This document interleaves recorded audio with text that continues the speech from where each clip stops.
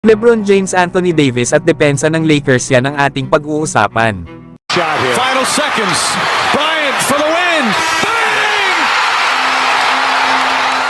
Ipinaliwanag naman ni Coach Darvin Ham kung bakit maglalaro sila LeBron at Davis parehas sa paparating na back-to-back games.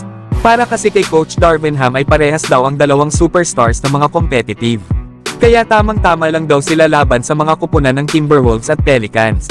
Na inaasahan daw ni Coach Darvin Ham na magiging ready at available itong sila LeBron at Davis sa kanilang back-to-back games. Hindi nga lang daw alam ni Coach Darvin Ham kung bibigyan niya ba ng minutes restriction ang mga ito. Lalo at alam naman daw natin na nasa high level ang mga laro ng nasabing dalawang superstars. Isa pa ay panigurado na gusto nilang tapusin ang taon sa panalo. Yan nga mga idol ang mga sinabi ni Coach Darvin Ham para kana LeBron James at Anthony Davis. Na inaasahan niya nga ang mga ito na magiging available sa huling dalawang laro ng Lakers ngayong 2023. Lalo at ang bawat panalo ay mahalaga, isa pa ay parehas malalakas na team ang Minnesota Timberwolves at New Orleans Pelicans. Kaya kailangan talaga ng Lakers ang presensya nila LeBron at Davis. Pero kayo mga idol, ano ang masasabi nyo na nakahanda na ang Los Angeles Lakers sa huling dalawang laro nila ngayong 2023? Samantalang kung gusto naman ng Lakers na manalo laban sa Minnesota Timberwolves, ay dapat din nilang mapigilan ang Big Three na sila Anthony Edwards, Karl-Anthony Towns at Rudy Gobert.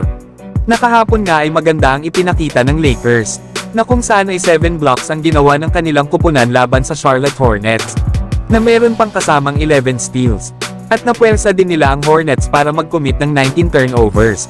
Paano ba naman mga idol ay napakasipag ng mga players ng Lakers na magdepensa. Lalong-lalo na itong si Anthony Davis at si Max Christie. Na kahit nga itong sila Austin Reeves at D'Angelo Russell ay kahanga-hanga ang ginawang depensa kahapon. Na halos lahat naman sa mga players ng Lakers kahapon ay masisipag gumawa ng depensa. Kaya naman ay na-dominate talaga ng Lakers ang Charlotte Hornets kahapon pagdating ng second half.